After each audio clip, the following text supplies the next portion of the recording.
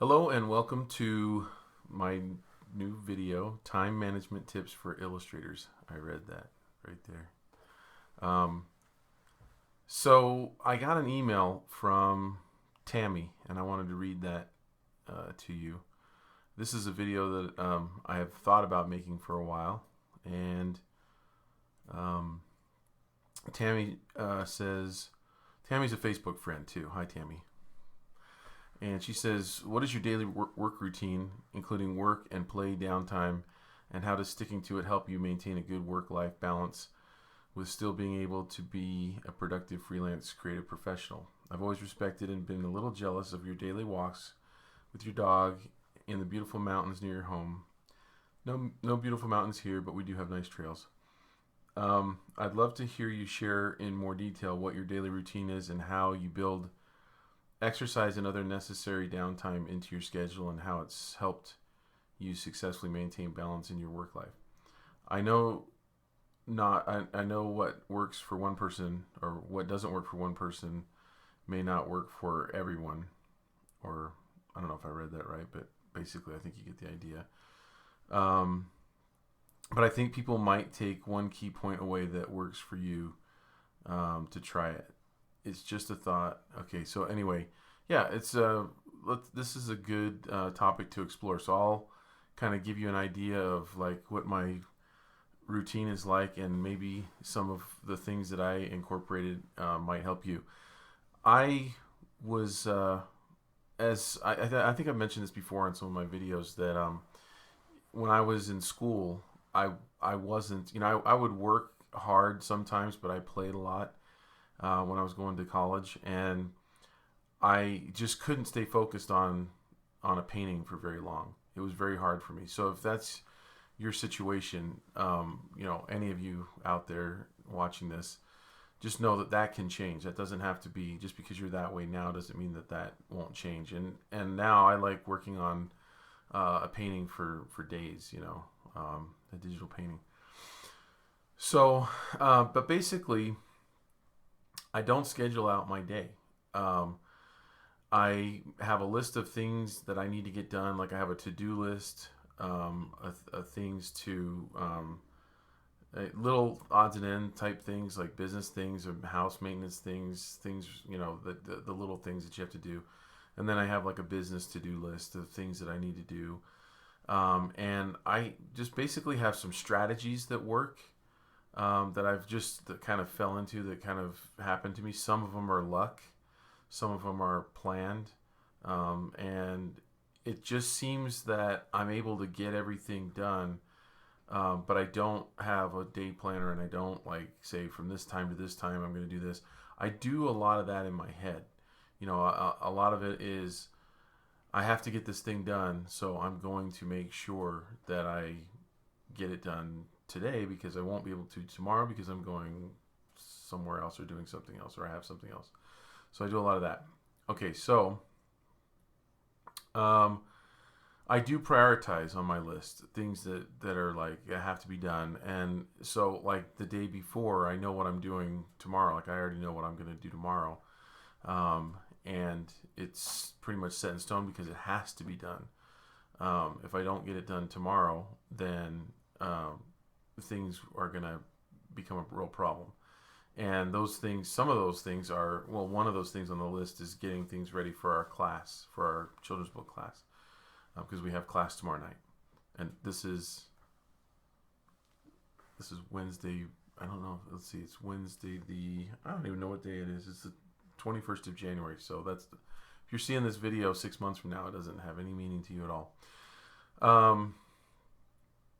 Okay, so when I wake up in the morning, I can give you an idea of my typical day a little bit. Um, I have emails and I have lots of messages on Facebook, and I have lots of notifications on Facebook and Twitter, and then our SVS email and our SVS page Facebook, and it gets overwhelming at times. And Jake and I have separated out the tasks so they're pretty much even. And so one of the things that I do is try to manage the social media. And to be honest, I don't do it all the time. I can't get to it all. So a lot of it's falling through the cracks, and we will end up having to get some help with that eventually, pretty soon, I think. So things don't get done, but they're things that are like, they're not going to kill us if we don't get them done. So sometimes those are the things that happen. Let's see. So another strategy that I use is when I'm working on a freelance project. Oh, and let me back up. I forgot to read this.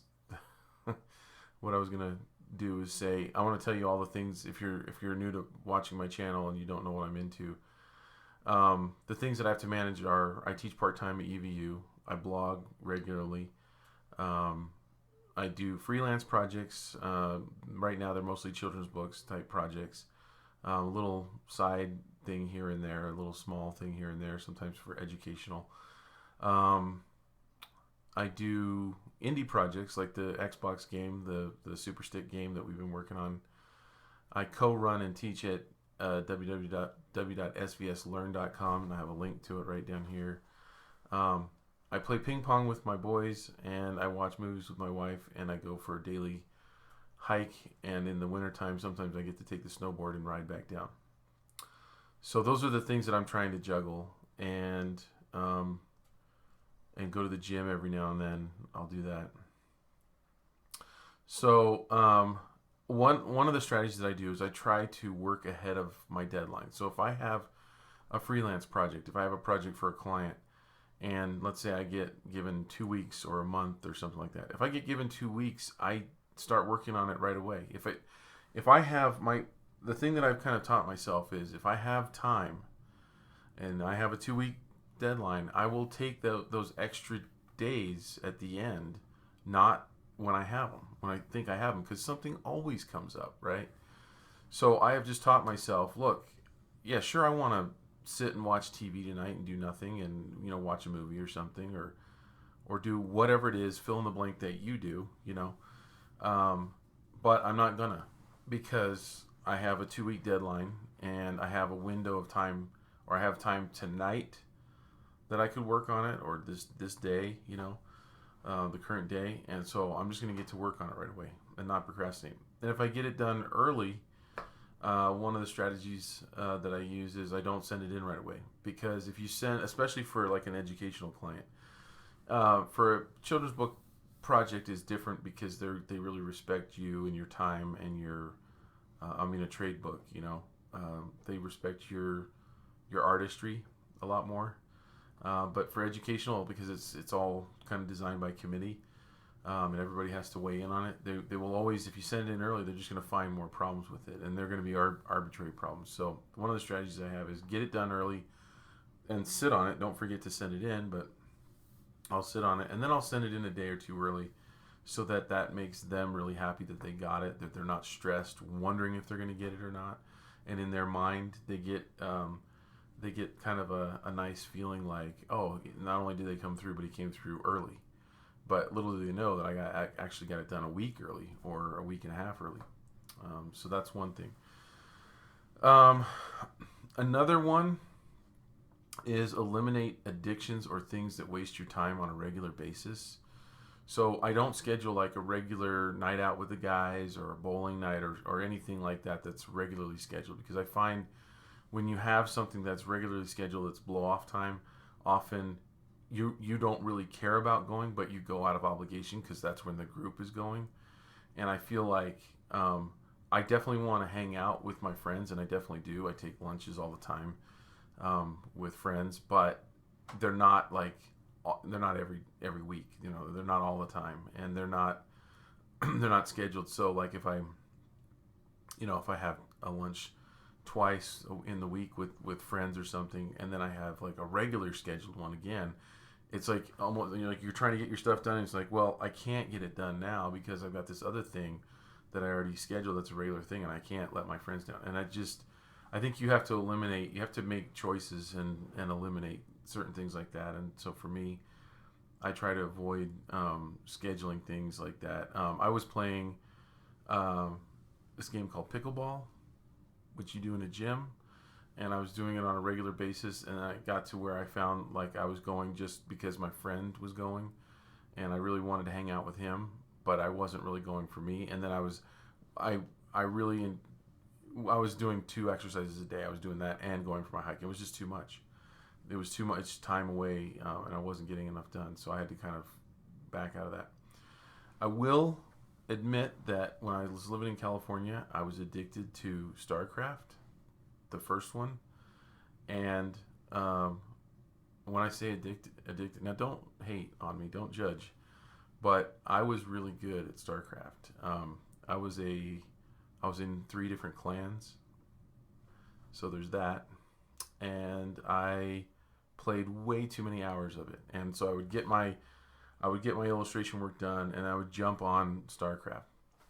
And it got to a point where I just couldn't wait to get my illustration done so I could play this stupid game. And I just realized eventually I was addicted. And my wife, she threw away one of my discs, and then I snuck another one into the house, and then she threw that one away, and I was really glad. And then I got another one, and I was playing. It got out of control. I was if you care, I was a money map player. I wasn't one of those micro guys. No, I was really good, but not like Korean good. Those guys are insane, but I was pretty good. But it's a dream killer. And I haven't played a game since 2006 was the last time that I played StarCraft. And then finally I just gave it up. And I still have some really cool friends that I met online that to this day will still try to suck me back into that, and I'm never going back there again. They're dream killers. You have to decide what you want in this life. Do you want to be able to brag that you were good at a game, a little bit good at a game or something? Like nobody's gonna ever like, wow, Will, you were really good at StarCraft. It's just, to me, it's not worth it. And some people can keep the games in check. Some people can't. And so if you can play a little bit, I don't see anything wrong with it to blow off, but I couldn't with that. And I also played Gran Turismo, the career mode, and had to finish that whole thing. That was like in 2002 or something like that. And that was another bad time. So I can't play games. So I gave them up. And I think that you have to eliminate those kinds of things. You have to really decide what you want out of this life. It's a short time, and then it's over. And you got to make that decision. Another thing is that I got my kids to grow up. I just fertilized them and got them grown up. So now they don't need as much of my time. And that's just an advantage that I have over people with small kids. And I get a lot of emails from moms that have kids at home, and they're like, when do I find the time? It's like, I'm running here, running there. And the truth is, I have an advantage because I just don't have to spend as much time. And it's a lucky thing right now. I love my boys, but my youngest is 15, and they're all very independent. And we have regular ping pong tournaments, and we do, we go out to movies, and we go snowboarding, and we do things, but we just, I just don't have to manage them. They're pretty, they can take care of themselves pretty good. And then necessity is another one. And this is another one that not everyone can control, but I really do think that it factors in.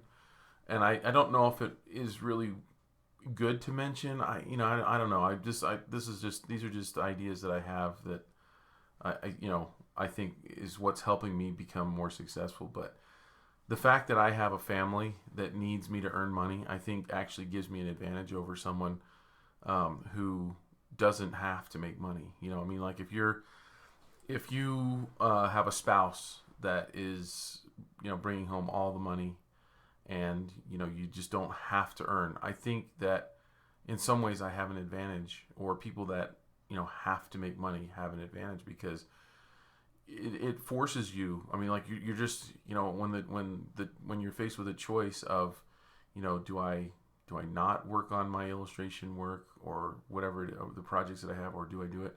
You do it out of fear. There's a certain fear aspect to, having to get things done, because the alternative is I have to go get a job at Home Depot if I don't make a living doing this, right? So um, that's I think an advantage is to actually have that necessity. Um, I'm not suggesting that anybody run out and marry somebody just so that they can, have someone that they have to support and have kids and all that. But I do think that I think it's a really good thing. I think it's been really good for me. Um, Another strategy is I use rewards, and basically right now my only reward that I'm really using is going for a hike, because I just got addicted to hiking. It was funny because when I was living in California, I was going to the gym every day, and that was really cool, and I really liked it. But I'm an outdoors kind of person, and I just love being out in nature. And where we live here in Utah, yeah, we do have the mountains right in our backyard and trails everywhere. When I was younger, I used to do a lot of mountain biking, and back when my wife was healthy and we did it together, and every weekend we were out riding our bikes and just kind of got hooked on that. And then when I was in California, it was weird because I started going for walks, and I was like, am I an old man now because I like walk, or just go for like a walk with the dog like an old guy? Yeah, I guess I am. So at first it was, and I think that one thing that's really good about walking is you can kind of do it and think at the same time. Unlike I used to play a lot of racquetball, and when you're playing a sport, you really have to kind of focus on that sport. But one thing that I find is that hiking actually lets me meditate, and that's a huge stress reliever in my life, and I think it really helps my art. There are times where I just get kind of stuck on what I'm working on, and when I come back from a hike, it's like the chemistry in my studio and in my brain has completely changed, and new possibilities happen. In fact, a lot of times I'll solve problems while I'm hiking. I'll come up with ideas or things. I'll get clarity, things that I need to do for my business, things, ideas that I've always wanted to try, um, you know, social media things that I want to try, just all sorts of things. And I get those ideas when I'm out hiking. So I use it as a reward because I become addicted to a good thing, which is that hike every day. And I go every day. I hike, and if I can't hike up in the hills, I'll go for the worst cases. I'll go for a walk around the block, or like through the neighborhoods and stuff with the dog on the leash, and she hates that. So she's like, "What's this leash thing?" But what I'll do is I'll figure out a chunk of work that I have to do before I can go on my hike, and I'll kind of plan it out so it's like once I get that done, then I get to go. And again, I have the luxury of there's nothing stopping me. I don't have a baby anymore that's like, well, I'm watching the baby, so I can't go. So that is really a huge advantage for that type of a lifestyle right now, where I can just leave when I want to, come back when I want to, and get that done. But I don't leave. I try to schedule it in the middle of the day, because that way I can get a bunch of work done in the morning and early afternoon, and then I'll usually go around 1 or 2, and that way I've gotten a big chunk of work done, and then I can go and do that, and then I'll come home and get some more done at night, after I've spent some time with the family and stuff. But again, it's not really scheduled out. It's just things that I have to get done. And there are times, and there have been times, where I have worked killer amounts of hours. And luckily, I'm not in that mode right now. I work a lot, but I also have a good, healthy amount of downtime, I feel like. There was when I painted, I was still working in acrylics, and I painted the Three Little Gators for Albert Whitman by Helen Ketteman. And just the way the deadlines worked out, I had a bunch of jobs right before it, and so I couldn't get started on it until I finished some projects before it. And so when it all came, when I finally got the sketches approved and back, I had 28 days to paint that book, and I have never worked harder. Those were the worst 28 days, I think, in my life, as far as feeling like I literally worked from the time I woke up in the morning in a panic till I couldn't stay awake anymore at night, and would sleep for about 6 to 7 hours, get up and do it again. And the only thing I got to do was I would kind of take a walk around the block just because my back would start hurting and I'd have to kind of just get up and stretch. But I would take a walk literally for 5 or 10 minutes and then get right back on it. And I did that for 28 days and got the book done. And after I did that, I said, I'll never do that again. So I've always been very careful about making sure that I don't run out of time. That was harsh. Another one is, and this isn't really a strategy, this is just maybe something that I think really helps me, and that is that I have the art itch, and that is, I have to create. I have to constantly be creating art, and I don't do it every day.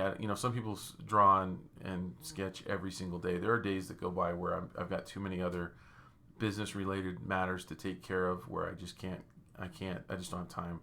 So days will pass, but I usually try to do at least something, and it's rare that a day goes by where I'm not creating something. That is, I think if you're an artist, you will get that. It's almost like it's like an itch that's building up, and finally it gets so bad that you just really have to scratch it.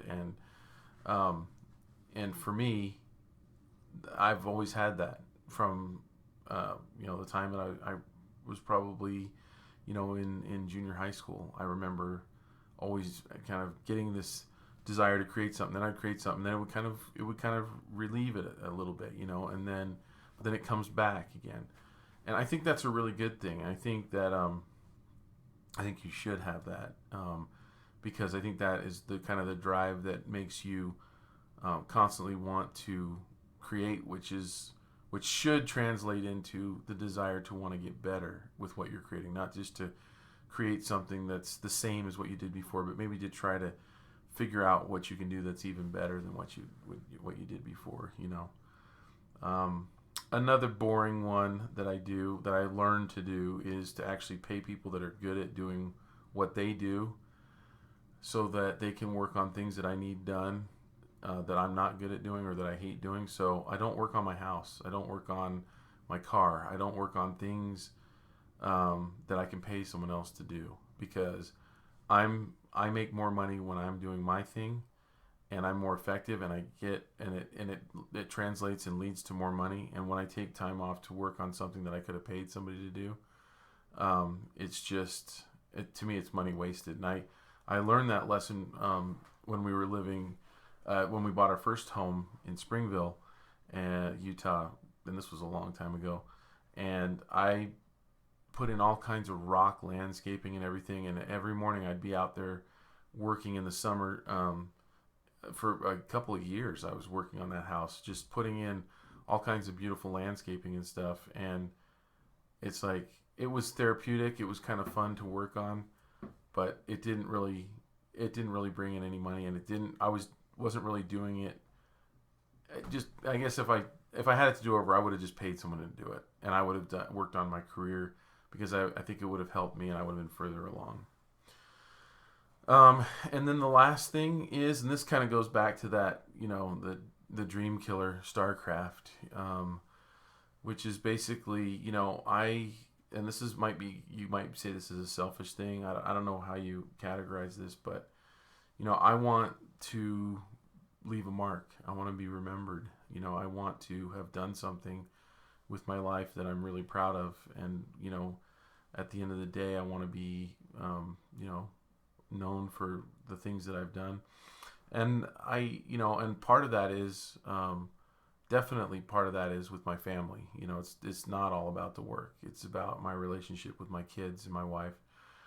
But at the same time, I feel like, that I have a chance to do something that might be, beyond what I can even dream of right now. And I'll never find out what that is if I don't explore it.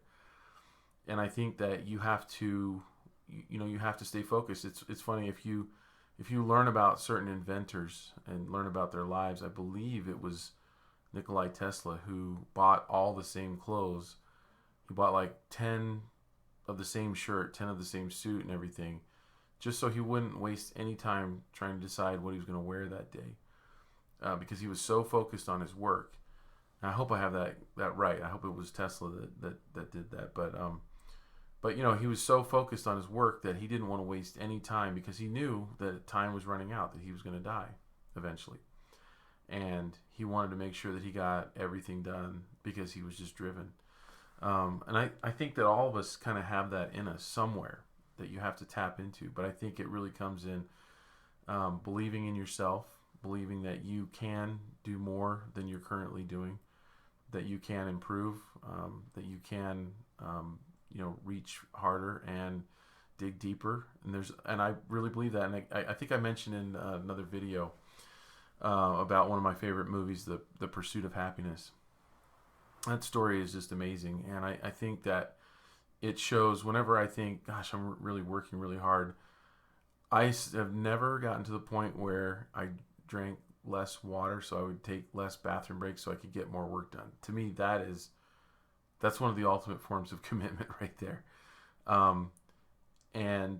But I do believe that, if you tell, we all have that inner voice, and that inner voice will lie to ourselves a lot of times, like, well, I'm too tired, or I can't do this, or I can't do that.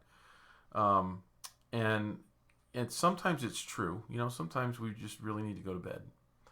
And I definitely am not one that believes in trading sleep. Like, I think you need a good night's sleep. And I think you can. There have been times where I've felt really good on 6 hours of sleep, but sometimes I haven't, and I need 7 or 8. And going without that, eventually, like, I know people that work, or that sleep 3 or 4 hours a night and do that eventually you crash. You can only do that for so long. I did that when I first started out.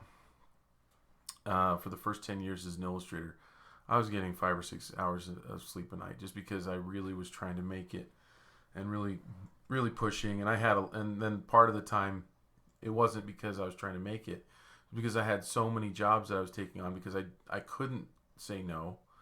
I couldn't learn to say no, because people were offering me more money, and it was like, wow. And that's when, and I talked about this in the last video, that we were making tons of money, but it was just going right out the door, and it was stupid.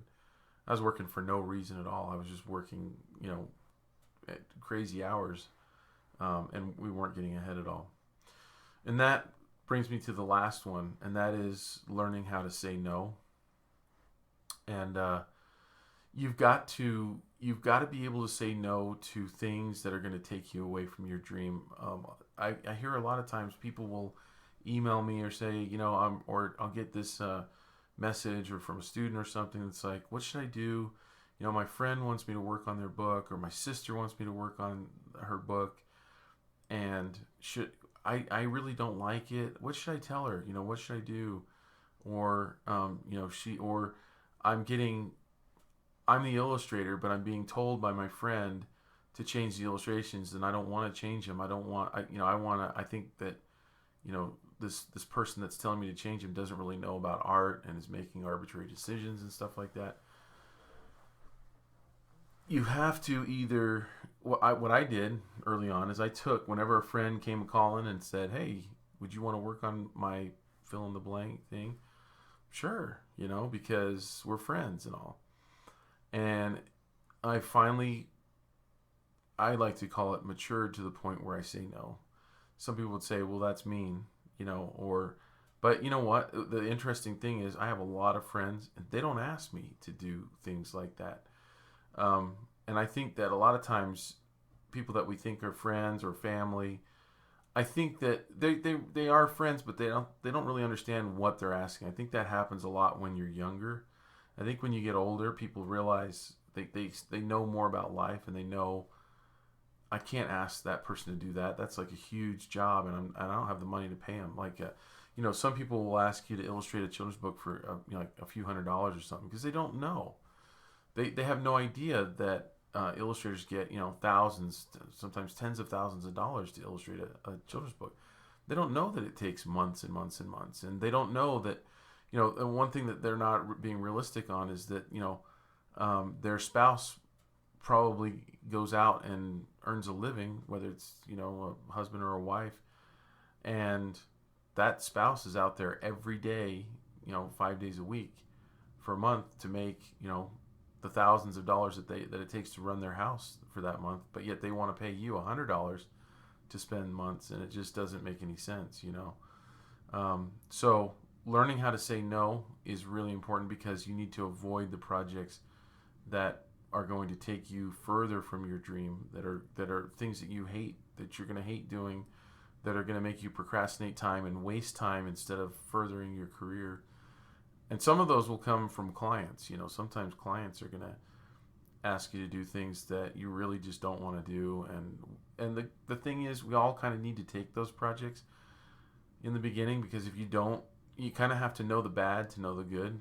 And so if you've never known the bad, you won't appreciate the good. So in some ways, that's just kind of part of life, is to go through that. But I think one thing that strong business people that are really good in business, have learned to do is say no. And I had a friend, and this actually happens to me. I'll get messages on Facebook where someone will just say hi, and I don't respond to them, you know. And or they'll say, "Hey, I've got something really, really important," and that's the message right there. And I have a friend who's really good in business, and I called him and left a message on his cell phone one day, and I said, "Hey, call me. I got something really good." And he didn't call me back. And we've been friends for a long time, but his business was really increasing. I guess let's see, it's backwards. It goes that way. So his business was really going up and up and up. And he was hiring more and more employees, and just doing really good. And he fixes networks, computer networks. And I said, "How come you didn't call me back? I left you a message." And he's like, "Well, you didn't say anything on your message, so I'm gonna wait for you to, if it's really important, you're gonna tell me, like my wife's in the hospital. Well, then I'm gonna call you back. Or I won $50,000. Well, I'm gonna call you back. But if you say, 'Hey, I want to talk to you, I got something important,' I know it's really not that important." And I realized that's kind of what I need to do too. Is when people try to come into my life for certain reasons, I have to prioritize those, unfortunately, because I have so many people trying to interact. And and I think that's kind of a management tool that you have to use. I have my day figured out from the beginning to the end. So when someone just types in "hi" on Facebook, I can't entertain a conversation, because I'm trying to get my work done, and I have to stay focused, or else I'm not going to get my work done. It's going to become 2-3 o'clock, and I won't get to my hike and all that kind of stuff. And I think that going back to that exercise, I don't think that's downtime. I think that's health time. That's necessity time. That's sanity time. I think you have to have some time away from the grind. And anyway, I rambled on long enough. I hope this helps in some way for some of you. And it's good to be able to make my first video for 2015. I think this is the first one. No, the other one was. Anyway, I haven't made one in a few weeks, so it's good to get in front of the camera. This is like my confessional kind of a thing right here. So anyway, thanks for watching. I'll see you on the next one.